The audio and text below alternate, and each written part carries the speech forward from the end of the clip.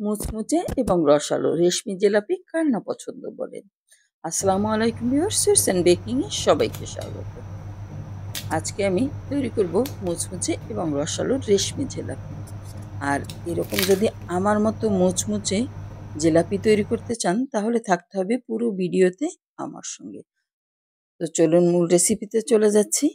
আমি এখানে দিয়ে দিলাম 1 কাপ পরিমাণে ময়দা, হাফ কাপ পরিমাণে চালের গুঁড়া আর হাফ কাপ পরিমাণে কর্নফ্লাওয়ার। দিয়ে দিচ্ছি 2 টেবিল চামচ পরিমাণে বেসন। তারপর 1 চা চামচ দিয়ে দিলাম বেকিং পাউডার, হাফ চা চামচ বেকিং সোডা। সবকিছু দিয়ে আমি একটা খামির তৈরি করে নেব। সবকিছু ভালোভাবে মিশিয়ে নিতে হবে। আমি এখানে 1 কাপ পানি নিয়েছি। প্রথমে 1 কাপ পানি আস্তে আস্তে করে দিয়ে আমি এই খামিরটা তৈরি করে নিচ্ছি। দেখুন এরকমের একটা কনসিস্টেন্সি হয়েছে। তারপর আমি আরও কিছুটা পানি নিলাম, এখানে 2-3 টেবিল চামচের মতো হবে। তারপর ভালোভাবে মথে খামিরটা তৈরি করে নিতে হবে। হাত দিয়ে মথে মথে এই খামিরটা তৈরি করবেন, তাহলে জিলাপিটা হবে একদম ফুলকো, রসালো এবং মুচমুচে। আমি ঢেকে রেখে দেবো 1 ঘন্টার মতো। 1 ঘন্টা পরে ফিরে আসছি। এখন আমি এর জন্য একটা শিরা তৈরি করে নেব। এর জন্য চুলায় প্যান বসিয়ে দিয়ে দিলাম 1 কাপ পরিমাণে চিনি, 1 কাপ পরিমাণে পানি, দিয়ে দিলাম লবঙ্গ আর এলাচ। দিয়ে ভালোভাবে আমি নাড়িয়ে মিক্স করে নিলাম। যখন এরকম ফুটে উঠবে, দেখুন চিনিটাও গলে গেছে আর এটা ফুটেও উঠেছে।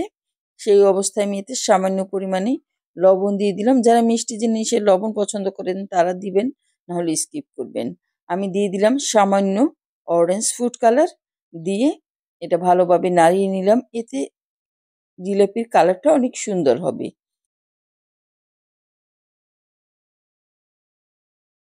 দিয়ে দিচ্ছি লেবুর স্লাইস। এখানে 2টা লেবুর স্লাইস দিয়েছি আমি। এতে হবে কি, চিনি শিরাটা জমাট বেঁধে যাবে না। আর দিয়ে দিলাম একদম ভরা 1 চামচ পরিমাণে ঘি। ঘি দিলে সুন্দর একটা ঘ্রাণ হবে আর খেতেও কিন্তু ভালো লাগবে। এই যে দেখুন, যখন দেখবেন এই শিরাটা আঠালো হয়ে আসছে তখন নামিয়ে নিতে হবে। ঢেকে রাখতে হবে যেন হালকা গরম অবস্থায় থাকে শিরাটা, তাহলেই জিলাপির ভিতরে ভালোভাবে প্রবেশ করবে। দেখুন এটা আঠালো হয়ে গেছে, আমি নামিয়ে নিলাম। কোনো তারটার প্রয়োজন নেই। এখন আমি জিলিপিটা তৈরি করে নিচ্ছি। আমি এরকম একটা পাইপিং ব্যাগে ভরে নিয়েছি। তারপর এই যে দেখুন ছোট একটা ছিদ্র করে নিয়েছি, কারণ আমি আজকে রেশমি জিলাপি তৈরি করছি। এই যে চুলার আঁচ একদমই কমিয়ে নিতে হবে।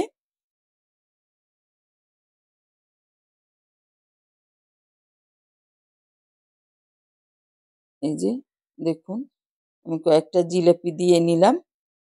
এখন ভালোভাবে উল্টে পাল্টে ভেজে নিতে হবে। জিলাপিগুলো কিন্তু ফুলে উঠেছে আর একদিকে কালার চলে আসলে এগুলিকে উল্টে দিতে হবে অন্য সাইডটা। জিলেপিটা ভালোভাবে ভাজতে হবে, নাহলে কিন্তু এই শিরাটা ভালোভাবে প্রবেশ করবে না। একটু কালার করেই আমি এটা ভেজে নিব। এই যে উল্টে দিলাম।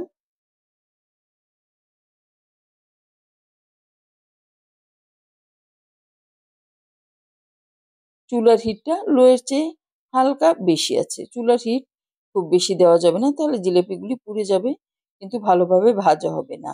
এই যে দেখুন এটা ভাজা হয়ে গেছে। আমি তুলে শিরার ভিতর দিয়ে দিচ্ছি। যে শিরাটা আমি তৈরি করেছিলাম এর ভিতরে দিয়ে দিলাম। এক ব্যাচ ভাজা হওয়া পর্যন্ত এটা এরকম ভিজানো থাকবে। তারপর এটা তুলে আবার অন্য একটা ব্যাচ এর ভিতর ভিজিয়ে দিবেন। তাহলেই এই শিরাটা ভালোভাবে এর ভিতরে ঢুকবে এবং মচমচেও থাকবে। শিরাটা কিন্তু আঠালো হতে হবে, না হলে হবে কি জিলাপিটা কিন্তু একদম মুচমুচে থাকবে না। এভাবে করেই আমি সবগুলি জিলাপি কিন্তু তৈরি করে নেব। আমার সবগুলি জিলাপি তৈরি করা হয়ে গেছে। আমি একটা সার্ভিং ডিশে সার্ভ করে আপনাদেরকে দেখিয়ে দেবে। এই যে একটু কাছ থেকে দেখিয়ে দিচ্ছি, দেখুন কেমন হয়েছে। ইফতারিতে জিলেপিটি কিন্তু সবাই কম বেশি পছন্দ করে, তা যদি হয় মুসমুসে রসালো, তো কথাই নেই।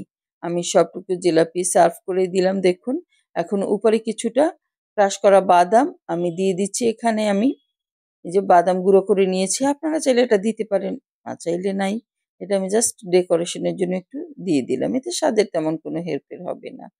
আমি একটু কাছ থেকে দেখিয়ে দিচ্ছি এটা কতটা মুচমুচে হয়েছে।